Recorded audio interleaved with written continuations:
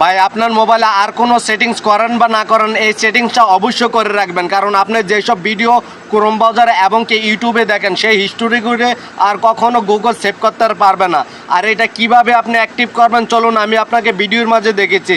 আর ভিডিওটি সবাই শেয়ার করে দিন আর আমার পেজটি সবাই ফলো দিয়ে রাখুন। ওকে, ফার্স্ট অফ অল গুগল অ্যাপসটা ওপেন করে নেবেন। এরপর প্রোফাইল আইকনের উপরে ক্লিক করবেন। এরপর গুগল অ্যাকাউন্ট এই অপশনে ক্লিক করবেন। এরপর ডাটা অ্যান্ড প্রাইভেসি অপশনে ক্লিক করবেন।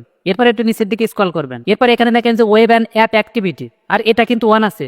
আর এই অন থাকার কারণে কিন্তু আপনার ফোনে যে গুগল অ্যাকাউন্ট আছে সেই গুগল অ্যাকাউন্ট কিন্তু আপনি আপনার ফোন থেকে আপনি ক্রোম ব্রাউজার বা অন্য কোনো ব্রাউজারের ভিতরে প্রবেশ করছেন, কি দেখছেন, কোন অ্যাপসের ভিতরে প্রবেশ করছেন, কোন অ্যাপসের ভিতরে কি করছেন, আপনি ইমো, হোয়াটসঅ্যাপ, মেসেঞ্জারে কি করছেন, সবকিছুই কিন্তু আপনার ফোনের গুগল অ্যাকাউন্ট সেভ করে রাখে।